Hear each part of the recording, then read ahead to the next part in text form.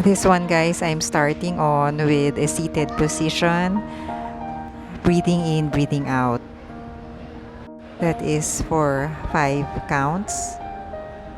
I extend both my arms to a T shape and hold it for 5 counts. And then after so, I do a circle motion on both sides as well as the opposite side for 5 counts.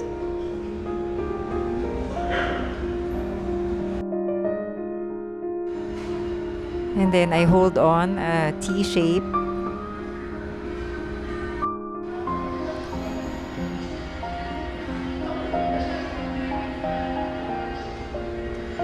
I stretch on my right, bringing down my elbow onto the floor and reaching up and gazing up.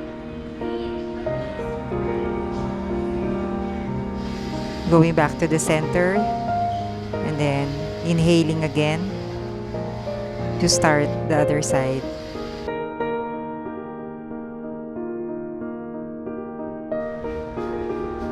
And then I start stretching my arms onto from right to left and then onto the other side as well, bringing your right arm to the left, holding it with your left elbow.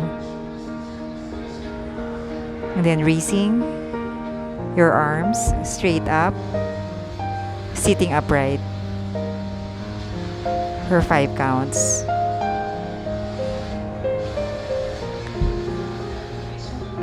And then arms forward and up, down, up, down again, up. This is for 5 counts. So this one, guys, please pardon me. I'm recording this voiceover in a public area. So this one, trying to practice from pulling up and down of my arms, seated position.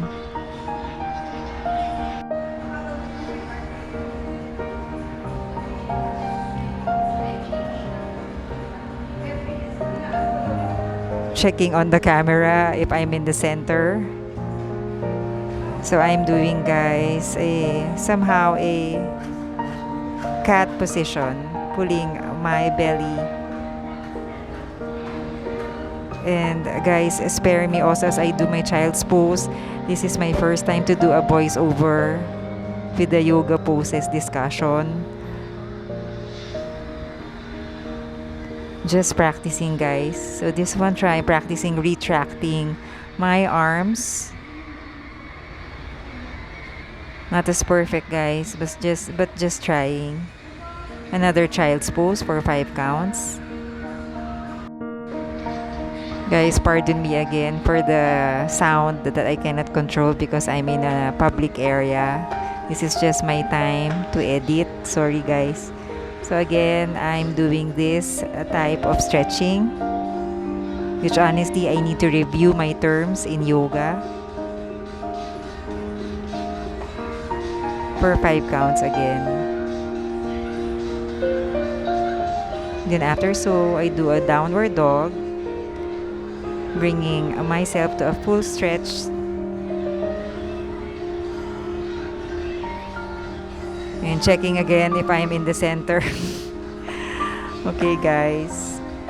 I'm bringing my leg onto the middle of the mat. And doing a forward fold and pulling up. I still am able to have a hard time to doing a full forward fold. I'm grateful for where I am in my practice. However, you want to at least be better in every practice. Alright.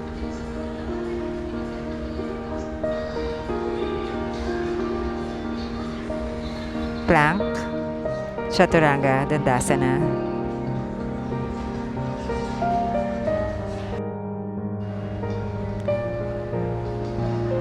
So downward dog for 5 counts. And then I tiptoed, bringing myself to the top of the mat, checking on if I'm gonna bump onto a table corner. Bring myself up. And then a sitting position. I somehow, how do you call this guy? Sorry guys. Chair position. I'm looking at my cue card. Pulling one leg behind and doing somehow a variation of warrior pose, forwarded, twisting onto my right with my upper body as well. And then returning and still I think doing a Chaturanga Dandasana here to do the other side.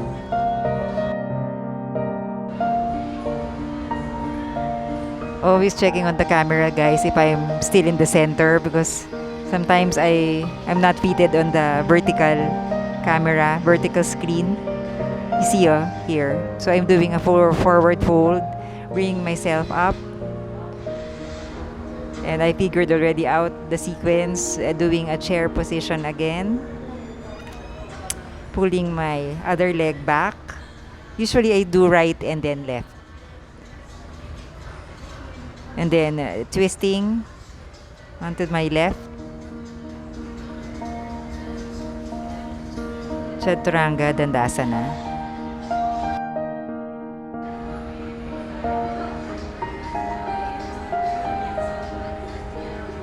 So looking again, maybe one day guys, if we are really like, if I get used to this, I don't need a cue card. But for now, for your practitioner, yes. So now I do the one-legged downward dog and then brought it to the front.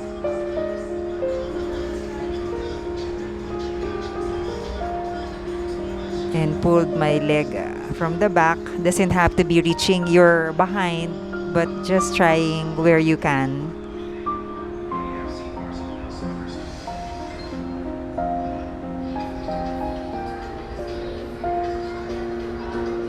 So now there I got confused. So it's obvious guys. I didn't want to edit that out. Just to show you that I am still a beginner. Checking again if I'm in the center. Sorry guys. Alright, and the other leg, one-legged dog. And then bringing it to the front. It took me a while guys. Not bragging guys, I'm still a beginner, not perfect. But really, it took me a while to be able to bring that leg from up there down to the front. And this one also, it took me a while to be able to pull up that leg onto my behind. And then I thought this was a good sequence to put back the leg in front and then do Chaturanga Dandasana.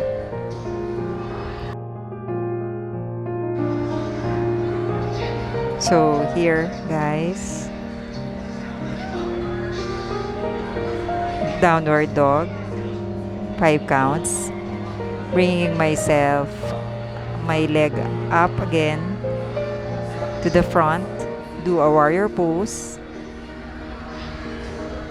This one I could have done a cactus, like spreading my arms onto like a cactus, but somehow I forgot guys. Chaturanga Dandasana. Not as perfect guys. I want to improve my Chaturanga Dandasana. Not comparing guys, but really 4 years already, I should have known.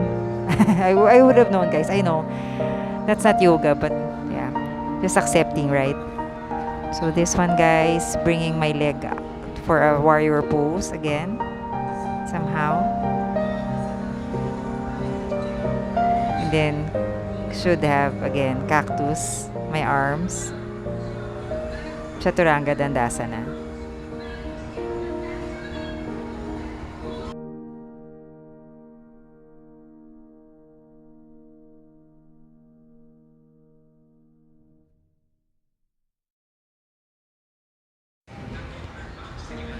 And then pedaling my legs, both sides. Plank. And then practicing forward and backwards. Like it's almost a plank retracting.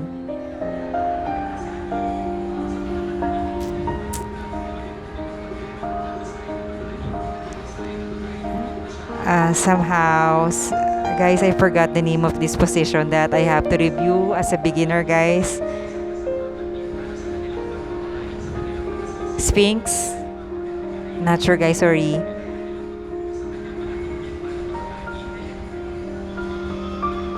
And then bringing my legs and arms suspended as well as my upper body. Getting the force from my core.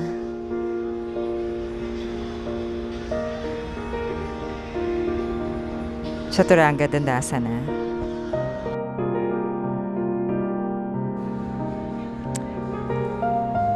Bringing myself up front, fold forward, and then positioning myself to raise for another pose, suspended pose.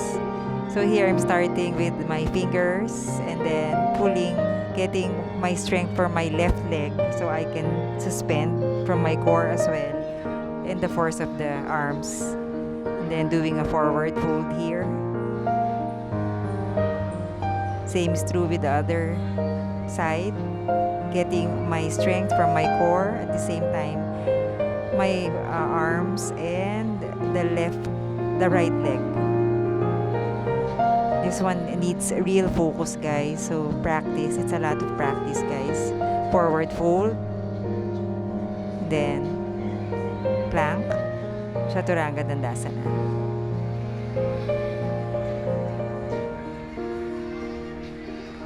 And this one, downward dog.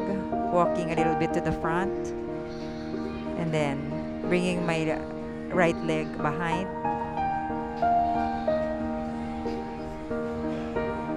Up. Both sides.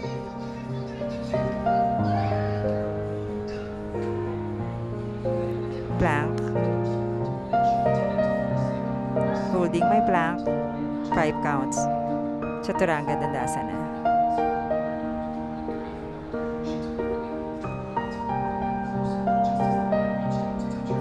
And then downward dog for 5 counts. Bringing myself to a seated position, sitting upright. As far as I can remember, sitting upright is somehow Dandasana, with my arms upright. Seated forward fold. Inhaling and then exhaling as I fold over. Not as perfect, guys.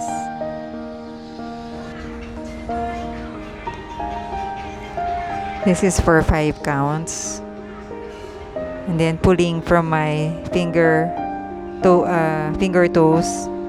fingers rather. Guys, sorry.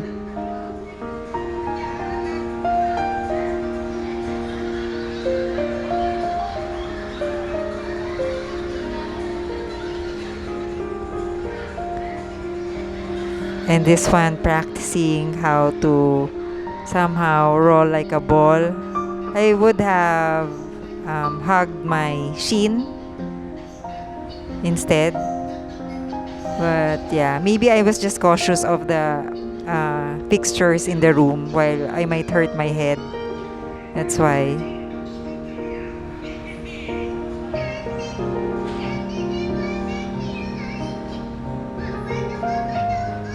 This one, guys, I am still practicing, guys. I still am wobbly here. You can know, I mean, you notice, guys, so being grateful wherever you are in yoga, that's the most important thing.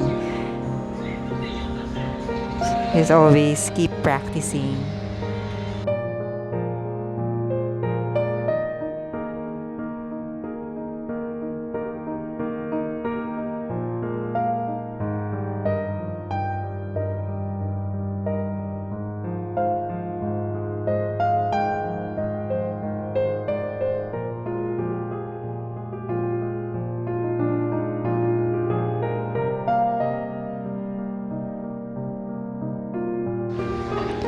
Then I roll to a plank, Chaturanga Dandasana,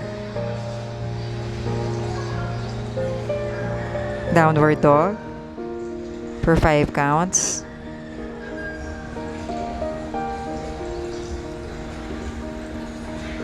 Then I get my blocks or heavy books if you have. For as long as you're safe, it will not slip on you.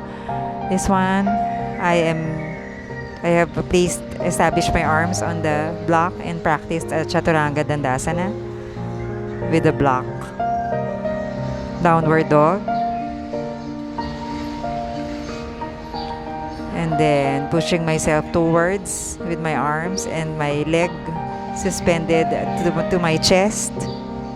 Tiptoed. If you notice, guys, it's somehow, this is kind of hard for me, this pose, guys. You do this for 5 counts each, 3 times on both sides. At this point, guys, my legs are burning and my belly and my arms.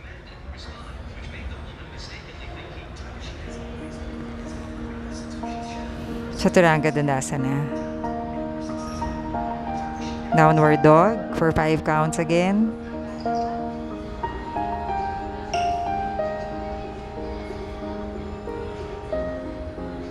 Child's pose.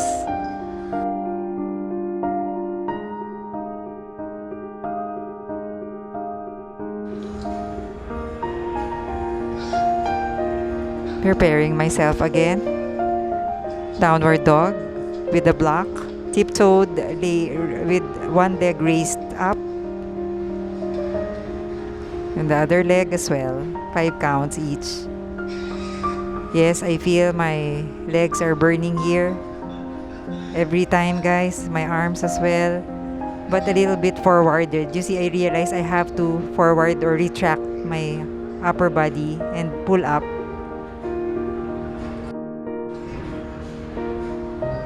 So this one is really will test our patience and grit when you practice yoga. Those times that, we have to hold our poses. Chaturanga Dandasana, downward dog for 5 counts again.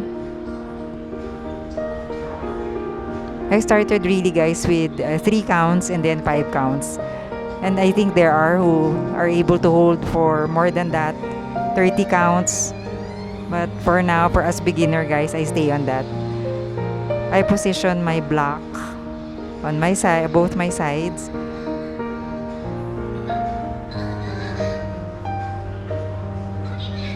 And this one,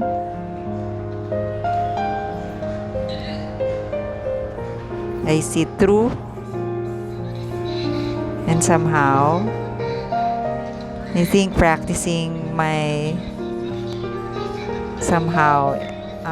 suspending my legs while on a block, holding the block.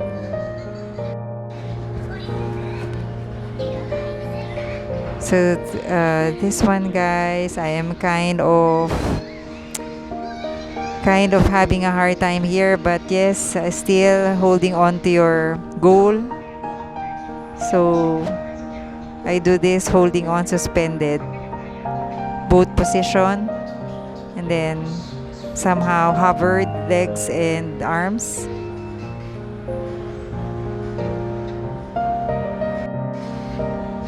So this one, guys, I have here, I'm holding my blocks onto my side and testing what height I can do. So from there, I try to, pull up one leg at a time. Plank, Chaturanga Dandasana.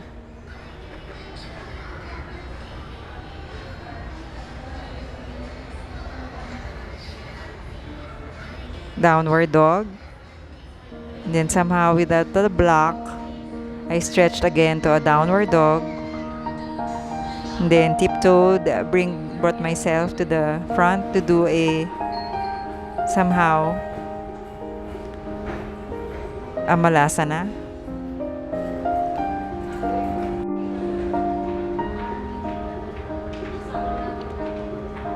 And then somehow this position, guys, I forgot how you call this. As a beginner, you need to review your terms.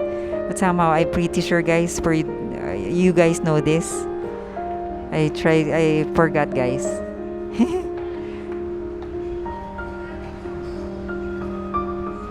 getting again my blocks.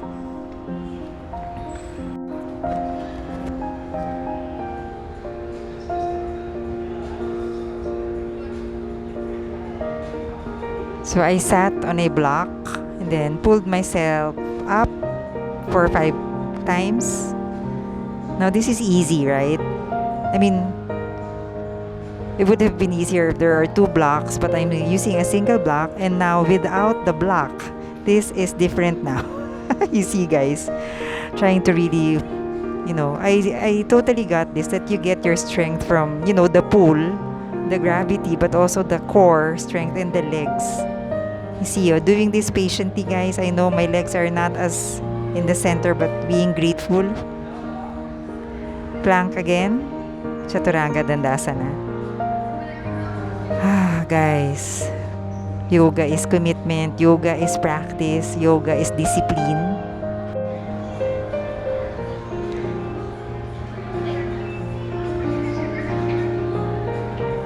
And now, I saw in my cue card this position that there's a block and you have to be perched to somehow pretend to know Bakasana position.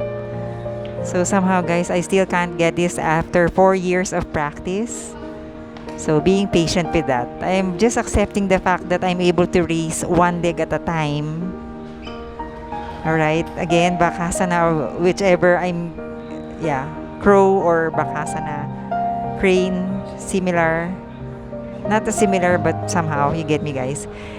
Forearm plank. One of the hardest, dreadful poses, guys, I know. And then I do a child's pose for 5 counts again. Okay, guys.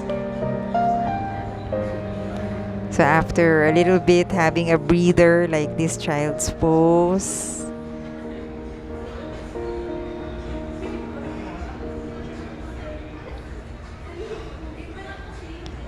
so I bring myself again to the position I'm kind of having a hard time. A forearm, somehow, forearm variation. This is a basic of forearm. I pray one day, guys, that I'll be able to do this, but of course with a lot of dedication of practice.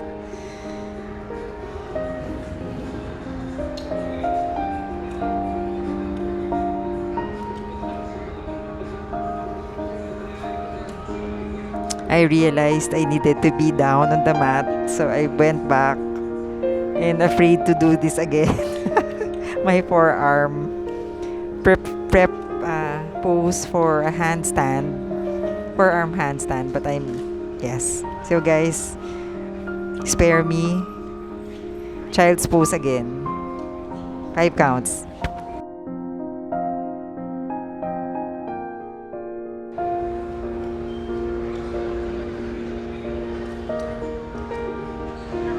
So I do an open leg child's pose. That's for 5 counts. This is one of my favorites because it's really stretching my back. And plank again, Chaturanga Dandasana.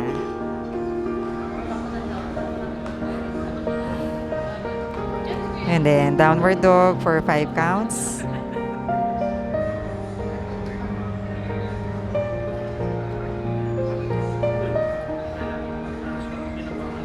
And then I'm trying to do my stretching now, bringing my right leg onto the other side and then twisting onto the right. My arms looking behind, the same as we threw with the other side. Bringing my left leg to the other side and twisting on while sitting upright to the right. Oh, to my left rather.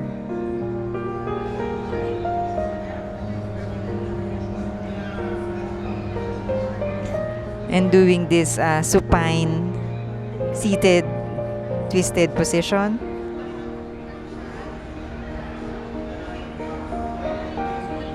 As well as the other side. Somehow sitting upright and trying to reach both your hands. And this one is a supine arm twist. that now I realized when you are twisting your leg onto the right, the same as true with your arms, you twist your right arm onto the left. If it's left arm, left leg twisted onto each other. You get me, guys? Left to left, right to right. Plank, Chaturanga Dandasana. Downward dog for 5 counts again. Then I brought myself to a seated position and open my, that's my widest already for now. Reaching up my toes, but I wish I would be able to be on the ground, but not yet. This is not yet the time. Twisting onto my right to fold over. And the same as with the other side, folding over. However, I can't steal that much. I'm just being honest, guys. I just want to share with you the real life of a, somebody who's passionate about yoga and you just want to be good at this. And somehow I pretend, and then one day, as I have been doing it for so many times already, you get used to it. Like you get your already like hard-earned pose stage. Do you get me, guys? Yeah, so yeah, but also this one, guys, I'm already doing my boat pose. I'm already, guys, practicing to speak, even so I'm not a guru yet, but just practicing, just the feel of it, just dreaming, guys. Okay, I'm able to suspend my leg for quite a while here, hugging my legs again and suspending it up, wanting to bring my chest closer to my legs, and then stretching back to realize that I will be needing my block.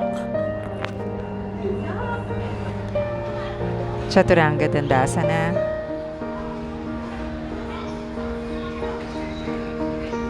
Then I brought myself onto a seated position with my blocks, centering myself to the camera. Okay, guys, breathing in, exhale, and then I pull up to practice this suspended, extended leg position. Once again, inhale, exhale, and then force on my arms, and then bring my leg up one at a time, suspended. And set aside my blocks. And do this full lotus position. Sitting upright.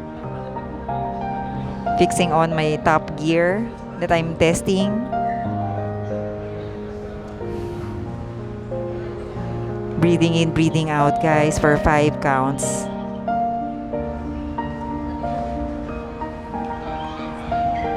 Again, doing the full lotus position.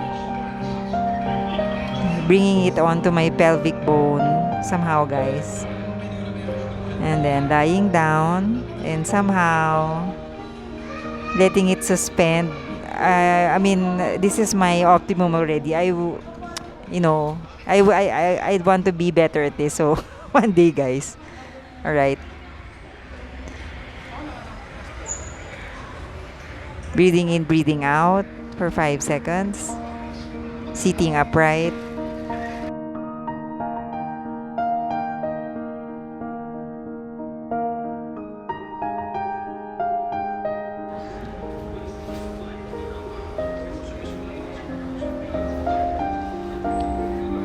Then I brought my block again, and to practice this suspension, I have my blocks on the side, and I pulled up from my core, raising my one leg at a time. Being patient with this one, guys.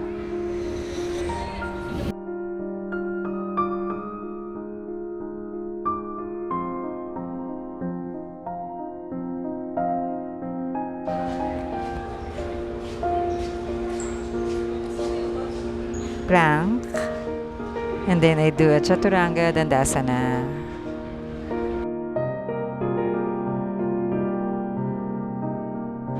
Downward dog for 5 counts. And then I brought myself to a seated position. And then lying position. Constructive pose wherein you bring your arms onto your belly and your folded legs. Bringing up this one straight up for 5 counts. You can start. I think I did 15 to 20 counts here, guys.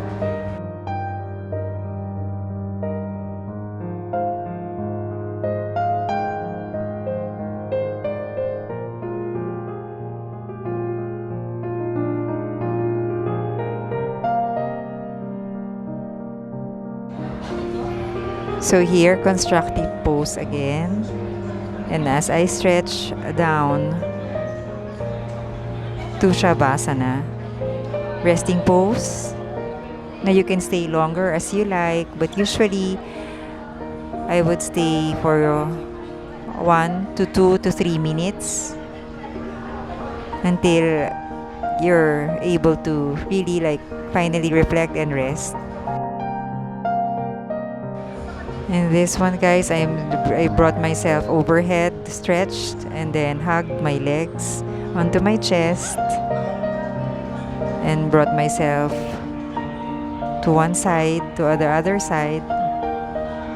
And then with closed eyes still, half lotus position, sitting upright, bringing my arms, palms down onto my knees, and just breathing in, breathing out. Thank you so much, guys, for watching another practice. I appreciate your time, guys. Take care. Bye.